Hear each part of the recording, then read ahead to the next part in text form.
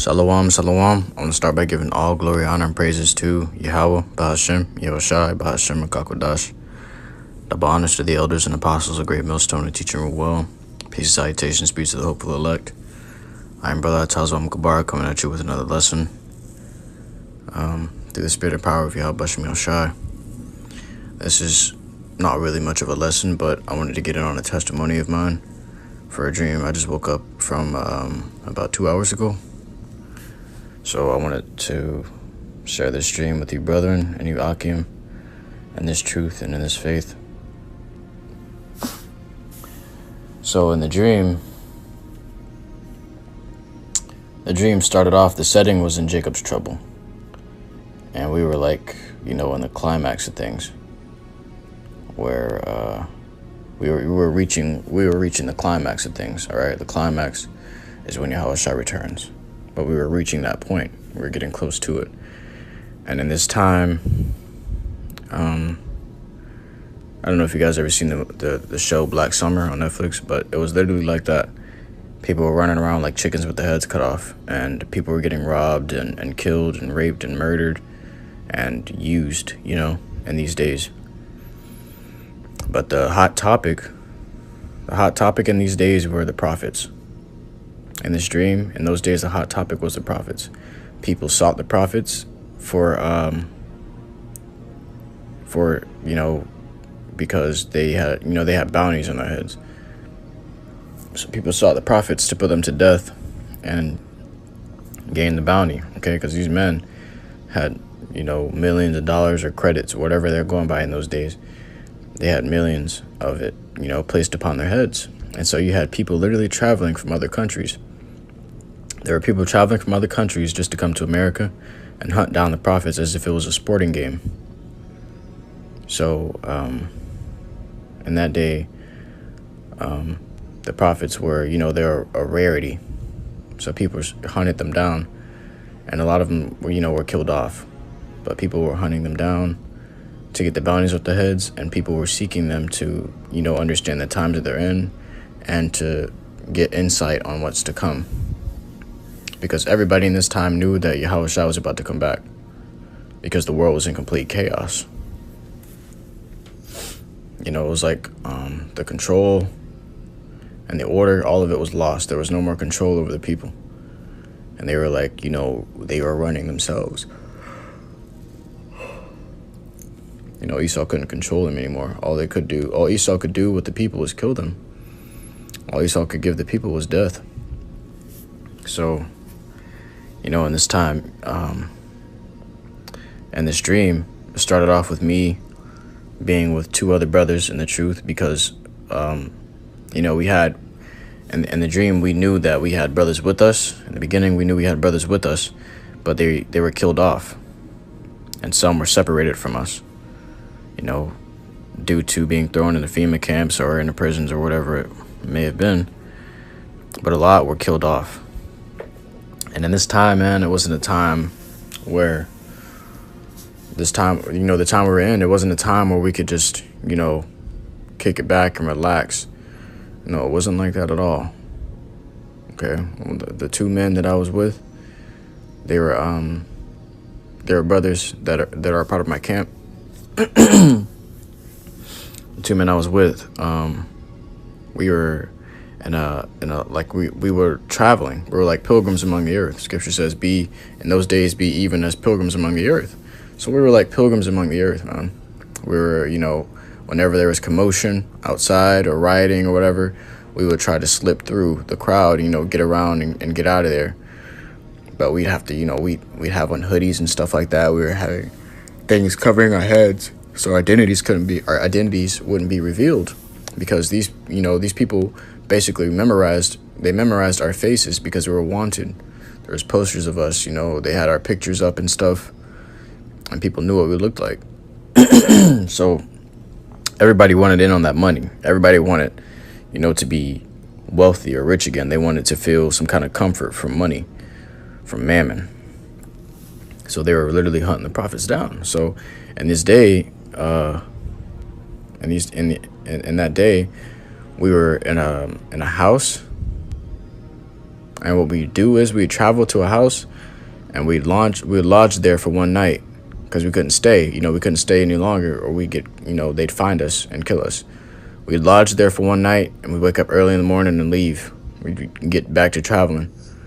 So, and this time we woke up, and the two brothers that were with me, we woke up, and we felt something was off. So we were like, you know, the brother that, you know, that's over me, he was like, we're surrounded. And I'm like, no, it can't be, you gotta be kidding me, you know? We couldn't, you know, that day, man, there was no smiles, there was no giggles, there was no laughter, there was none of that. Scripture says there will be a crying for wine in the streets, and that's what it was. That's literally what it was. All right, as I said before, scriptures, you read them the wrong way, they could be under exaggerated, but these scriptures, you know, they hit deep.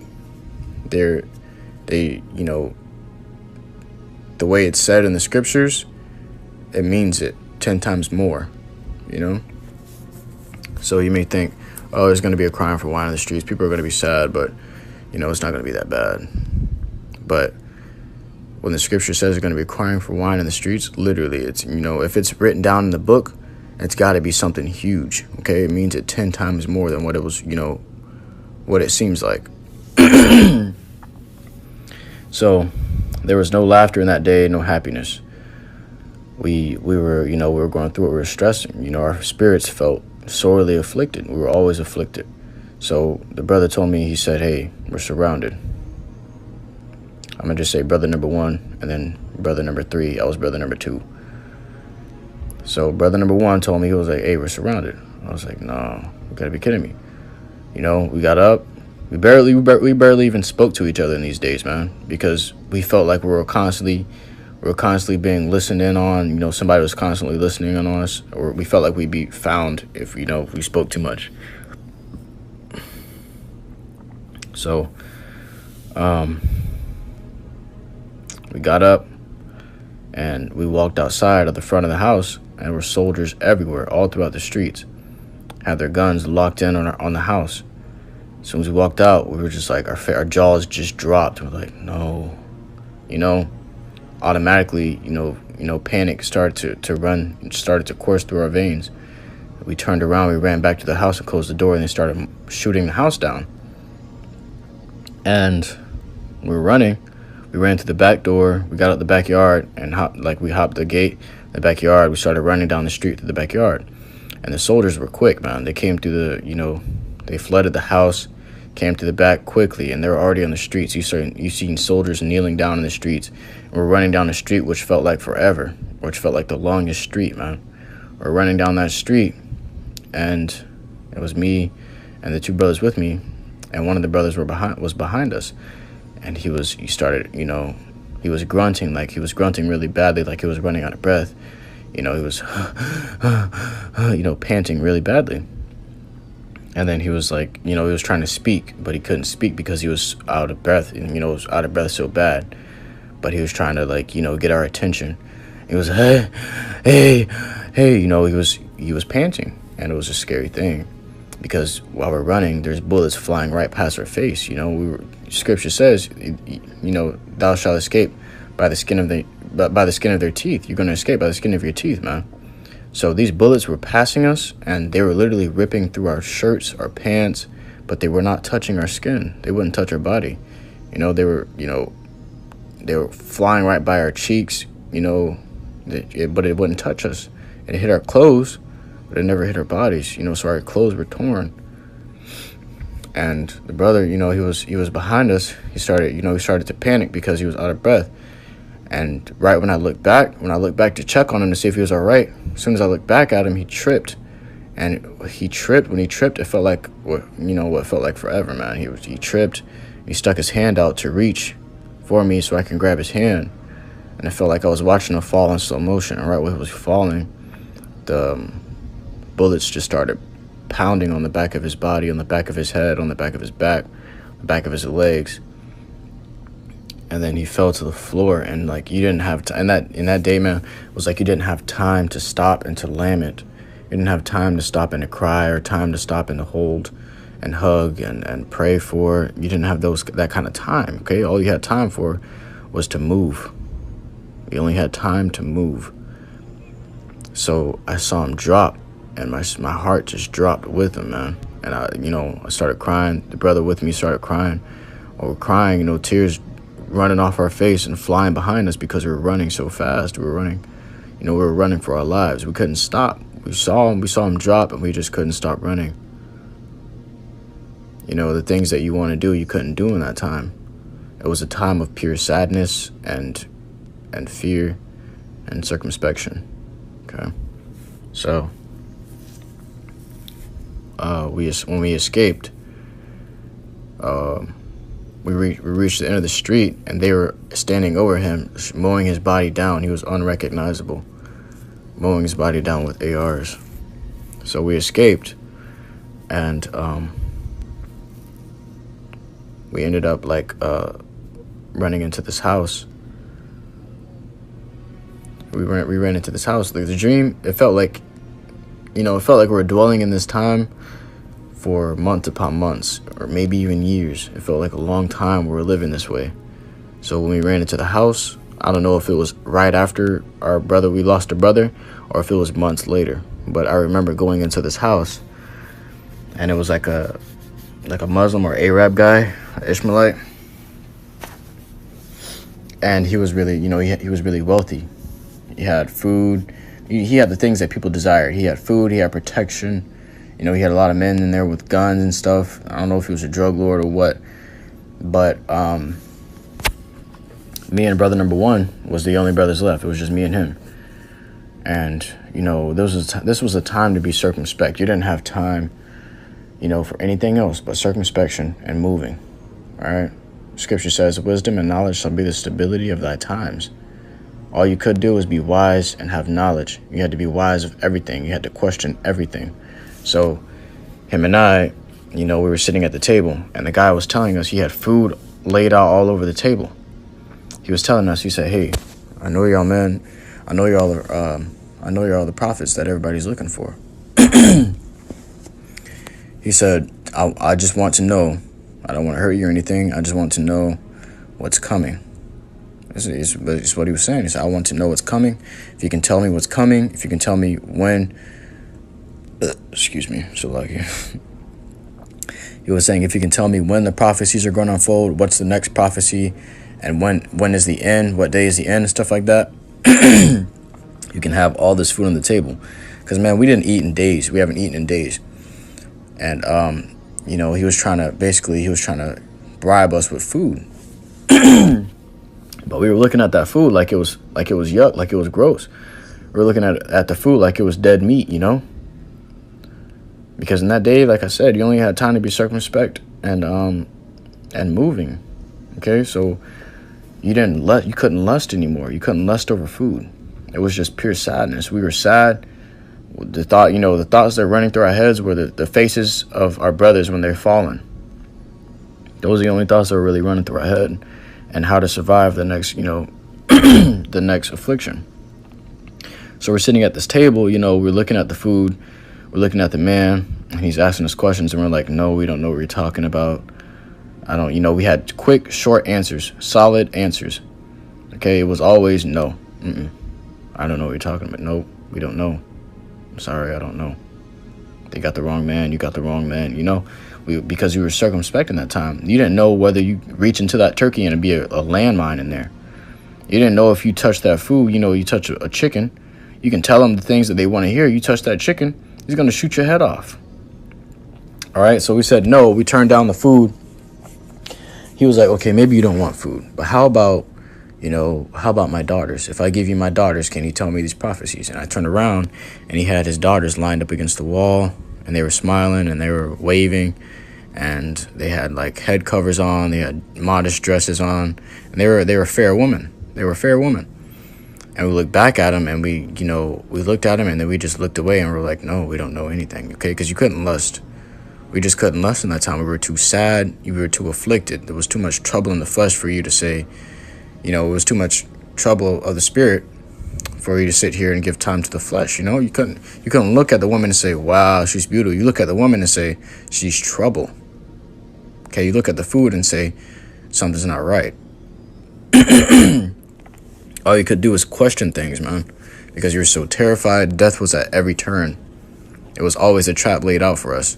So we had to be circumspect always. And we looked at the daughters, and we looked at his daughters, and we were like, nah, man, we don't know anything. I can't tell you what's coming because I don't know. That's all we were saying to him. He was like, all right, get them out. Let them go. Get them out. And he sent us about our way. We didn't accept any of his offerings or anything like that. He just sent us about our way. We knew that we were fine anyway because the Lord was protecting us always. So we were walking, in faith of the Lord. That is the only way we survived. That's why we had bullet holes in our shirts, but no bullet wounds to our bodies. So we left, and it could have been a space of another month or so, maybe weeks, maybe days, but we came into another house. And in this house, it was like abandoned. Like it was abandoned. We usually went into like abandoned houses and stuff like that. The last house we went into, the guy had inquired of us and he brought us in. So in this house, it's like the second place we went into in my dream that I recall. We were walking down the hallway, and it was like, it looked abandoned, burned down, stuff like that. There was a few fires ran through there, but people still like dwelled in there, So we had to be careful. It looked like a hotel / apartment type deal. We're walking down the hallway, and there's just a bunch of rooms in there. So there's this one room at the end of the hallway, and then there's a left turn leading, like the hallway leading to another side of the building. So at the end of the hallway, there's this room, and there's this woman standing outside the hallway. Or she's standing outside the door, and she had a bra on, she had panties on. And this time, man, you look at a woman like that, and this day, you're like, damn, who was that? Let me go talk to her. But in that day, we looked at her like she was deadly, like she was, a trap. Okay? And we were walking, and me and the brother, we didn't speak a single word to each other. All right? We didn't speak a single word. It's like we read each other's minds. We knew what was going on all the time because circumspection, okay? Scripture says to be circumspect. So we were circumspect, man. And we were looking. I looked at the woman, and then I looked behind her, and there was a man, like, peeking behind the door. You can barely see him. All I see was, like, his eyeballs just peeking behind the door and a little bit of his forehead. And I knew that it was a setup from there. And then as we were getting closer, he started coming out a little bit more, like ready to attack right after, we got to the woman. Okay, but if you're in the flesh in that day, you went up to the woman and be like, damn, you beautiful, what's your name? Man, when it came around the corner, came right from behind her and sliced your head off. All right? But we were approaching this woman, with completely calm minds. We knew what was going down. Like, all right, this is a trap, In our heads, it was like we were speaking to each other. We weren't exactly speaking to each other in our heads. It's just like we were already on point. We were like in sync because of how circumspect we were. So there was a dirty pillow on the floor. There was dirt. There was dolls on the floor. There was shoes on the floor. Like everything just looked abandoned. So I picked up the dirty pillow and I threw the pillow. And while the pillow was flying, I was running. And once the pillow landed, it hit the man in the face that was behind the woman. It hit the man in the face, and his entire body came out from behind the door, which he was now completely behind the woman. And right when he came out from behind the door, I ran into the woman and kicked her in the chest, and she flew into the man, and they both fell back. And then me and the brother started running down the left side of the hallway. We started hitting it for our lives. And the brother went into a room. He hid in that room. And then I was looking for a room. I couldn't find one at the moment because I was panicking. I was panting. And I was, adrenaline kicking in. And I was just looking, I was moving very fast at the moment. So I opened the door that he was in. He was like, I'm trying to hide. Close the door. So I was like, you didn't have time to say, well, I'm afraid. Let me hide with you. You didn't have that kind of time. You didn't have time to say, wait, but I'm scared too. Can we hide together? You didn't have that kind of time. All you had time to do was move and be circumspect. Okay? So I closed the door and I started running down to the other side of the building, down through the hallway. I'm looking for rooms to go into. I couldn't find any. So I finally found a room And right when I ran inside the room, at the corner of my eye, I seen a dark figure, you know, in the hallway, standing in the hallway. And I knew it was somebody down there. It was like a hunter. I'm telling you, these people were literally hunting down these prophets, man. These people were everywhere. All right, they were setting up traps, you know, all the time. There was always a trap everywhere you turn. So this man's in the hall, and I'm in the room. I'm looking for a place to hide, and I'm looking around fast, you know, fast as hell. You know how you're looking left from right, left from right. That's what I was doing. And I ran to the closet, and I climbed the closet door. And I was at the top of the closet door, and it was, you know, I was like, okay, maybe if he comes in, he won't see me at the top of the closet door. I can jump down on his head and bring him to the ground and then escape, you know. But it wasn't working because the closet door was sturdy, you know, it wasn't sturdy enough. It started wobbling and stuff, and then I ended up falling off of it to the floor. And I got up, and I was like, okay, I just got to trust in the Lord, man. I can't hide. You know, you can't hide in that room because I was cornered. There was no windows, nothing. I was cornered. If I hide in the room, he would come in, he would slay me. So I said, if I hide in here, he's going to slay me. But if I go out there, I have a chance of escaping.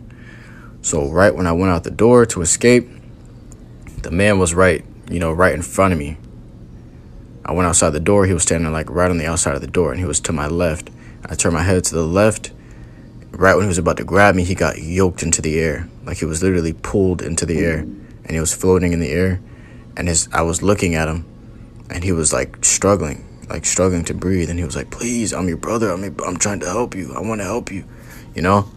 But when I was looking at him, it was like something was gripping his neck, but you couldn't see it. It was invisible, but he had a grip on his neck. There was a grip on his neck, like something was standing there. It was like a great big man that was invisible standing there choking this man out, because his feet weren't even on the floor anymore. He was literally floating in the air, getting choked out by something I couldn't see, or he couldn't see. And what this would seem like was I was choking him out with telekinesis, but I really didn't lift a finger. Neither did I think about it. It just happened. I just looked at him, and he was yoked into the air. He was being choked out, and his feet were kicking in the air. And he was like, please, put me down. I want to help, you know. And all I could do was look at him because I was in awe, you know. I was like, whoa, like just looking. I'm like, whoa, you know, my mouth was open. And then, you know, splat. Okay, his neck was squeezed to its death. And just went like it was crushed. His neck got crushed, and then he fell to the floor. And then I looked down to the floor. I seen him on the floor. I looked down, and my feet were above the floor. I was floating in the air. And I was like, whoa, I'm flying, you know? I couldn't even be surprised. I was just like, wow, I'm flying. Cool. You know? Because in that time, there was so much sadness, so much death and pain all around you. Such a serious time, man. It was just, you know, a very terrifying time. That's the time of Jacob's trouble, you know? No time shall ever be like it. No time was ever like it. It was the worst time in the earth, okay? So I'm looking down at my feet, and I'm floating above the air, at least 2 feet above the floor. And I went to go help my brother that was hiding. To go help my other brother, you know. I found him. When I found him, he met me in the hallway, in the middle of the hallway, and he was flying too. We were both hovering above the floor. And we seen each other hovering above the floor. You would think, hey, we got spiritual power, yeah, we made it, you know. You would think it would be like that, but it wasn't like that at all right? There was no happiness. We seen each other, and we were just like, all right, where are we going next? And, you know, we were just like, okay, let's just keep moving. We got to keep moving. We can't stop now. We got to keep moving, or we're going to get caught, you know? It wasn't a time to sit and rejoice. It wasn't a time, you know, you didn't have that kind of time. All you had time to do was move, okay? And spiritual power in that day, it wasn't like you get spiritual power and you could keep it. It only came to you when it was time for you to survive. Okay, so when you were at that last breath, you were at that last moment, right before you're about to get taken, spiritual power would swoop in and save you. You know, the Lord would swoop in and save you. You were saved by the skin of our teeth, as Scripture says. So once we left there, we came into another house. Like I said, it could have been a space of a few months or a space of a few days. I wouldn't know. But after we left there, we came into a house, and there was an Israelite there. Not just any Israelite, but it was a servant of the Lord. And he was in there. And he was in there. He had like his house, like this place he was in. It was like a really secluded place, you know, a really well hidden place. And we found it. I guess the Lord, you know, the Lord guided us there. We found it. And also, what I forgot to mention, when I met the brother in the hallway and we were both floating in the air, he had a garment on. And his garment, you know, is the same garment that he has already. And his garment was drenched in blood as if he had already killed a bunch of people. I forgot to mention that, Salakia. But once we left from there, we came into another house where there was a servant of the Lord. And he had a garment on as well. And he had fringes and stuff on his garment. And he had other men in there. These men didn't have any garments on. They were just men that he was teaching. So that goes to show you that in this time, there were still men waking up to the truth. All right? These men were standing against the wall and they were listening. They were like, oh, I understand, you know? There were a few men in there. And when we came in there, we came to the guy that was teaching them, and we were like, hey, we need supplies. Is there anything you can hook us up with, you know, anything that could help us, you know, into that time? Because in this time, and it was just a waiting game. All it was a waiting game. It was a game of survival. You had to survive until YAHAWASHI came back. And we knew YAHAWASHI was coming. We knew he was almost there. We just had to survive a bit longer until he got there. So, and it's not like, you know, it's not like in that time when someone comes to you with weapons and stuff and you're just going to be like, all right, you can have my life. Just take it, man, because I'm going to the Lord anyways. It wasn't like that. It was like in that time, adrenaline overtook you and you just started running. You had to, you had no choice but to run and try to escape for your life. So, you know, we came to the guy. We were talking to him. He was like, you know, we were telling him we needed supplies. He said, sure, take what you need. I have supplies over here. You know, he had like cloaks and stuff and weapons and stuff like that. So I went over to I grabbed this sword. It was a beautiful sword. It was really a PA sword. It was a black sword and it had silver designs in it and like extra blades on it and stuff. And I was like, wow, this is nice.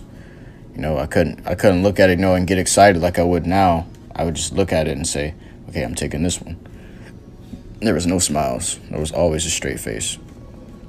It was always a straight and serious face. I said, okay, I would take this one.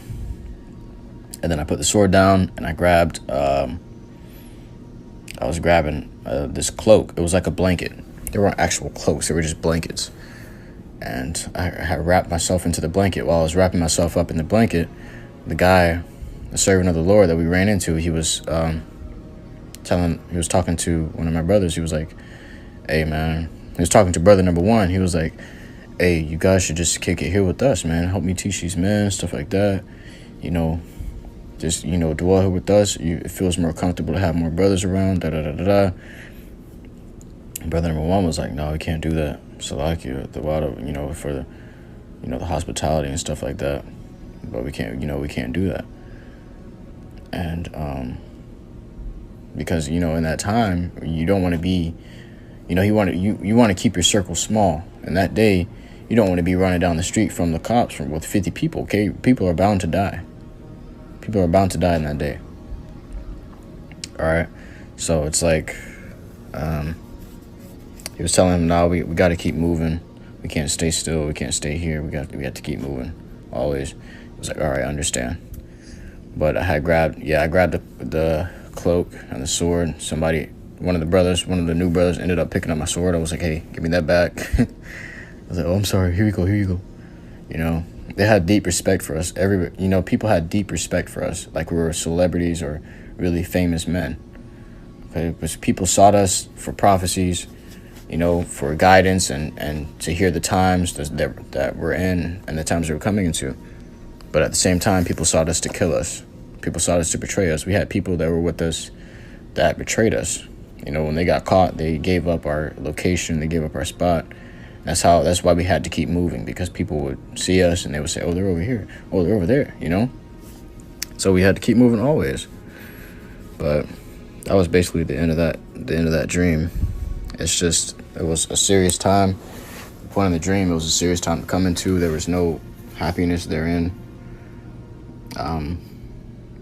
You couldn't lust over a woman. You couldn't lust over food, because like I said, with the woman that was standing at the door, the guy was standing behind her, you know, laying up a trap for us. The woman was saying to us, she was saying, you can come in here, I have shelter, I have food. You can come here to me, I have shelter and food, and stuff like that for you. You know, the flesh would say, oh shit, let's go, you know, we're gonna be taken care of, we're gonna be good.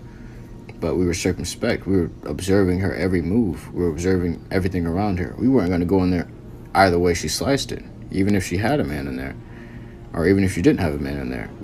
Because we were so circumspect, we couldn't trust anyone. We just couldn't trust anything. We questioned everything that came our way. And at every corner, at every turn was death. Death was waiting for you. All right, death was chasing you throughout the streets, and you had to escape. Okay, we barely made it. But that was, you know, right when we left from the guy's house, where I got the sword from and the blanket from to cover myself up in. Right when we left from there, I had woke up and I was like, oh my goodness, we gotta do a class on this, man. Gotta do a class on this. But hey, scripture says, wisdom and knowledge to be the stability of thy times, man. That's the times you're gonna have to dwell in. Okay, it's better to be in the house of mourning than the house of feasting.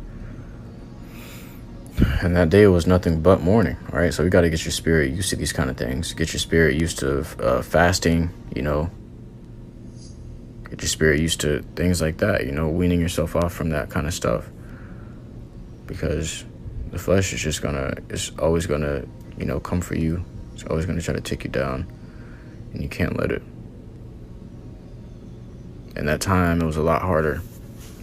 It was a lot harder for the flesh to, you know, it was a lot harder to dwell in the spirit. It's a lot, because the flesh craved so much. The flesh craved so much, but your spirit, the men of the Lord, their spirits were so afflicted, you know, that they couldn't crave anything. They really couldn't crave. You know, it was hard to eat. We were looking at that food there on the table, man. We were like, nah, I'm good. All right, even though we hadn't eaten in days, our minds were there was so much on our minds. You know, our minds were running like freaking motorcycles. You know, we couldn't eat. It's not that we just didn't, you know, it's not just that we didn't want to eat, but we couldn't eat. We couldn't stomach it. We'd probably throw it up from all the shit that we've seen. But that's the spirit that the Lord's going to put on these men in these days, man. This is going to be the worst time we're ever coming into. The worst time that there will ever be. I just wanted to bring that out so that this would help brothers in the faith. This will help brothers understand the thing that the times we're coming into is a serious time. It's not a laughing matter. Okay, it's good. Okay, it's good to rejoice now, because hey, we know that the time is nigh and the time is almost up. But in that day, it's not going to be so sweet, because it's going to be a constant affliction, day in and day out, no rest. You're going to sleep for a few hours, maybe a few minutes. You're going to get up and you're going to have to move. You have to keep moving, because they're hunting us down for sport. And a lot of brothers had died from being hunted down. The scripture says they will persecute thee. So those are the kind of things we got to be prepared for. So prepare your minds. Always got to prepare your minds. With that, I want to say, call Allah, YAHAWASHI, BAHASHAM, I hope this was edifying to you, hopeful like men, and you servants of the Lord out there. Until next time, Israel, Shalom.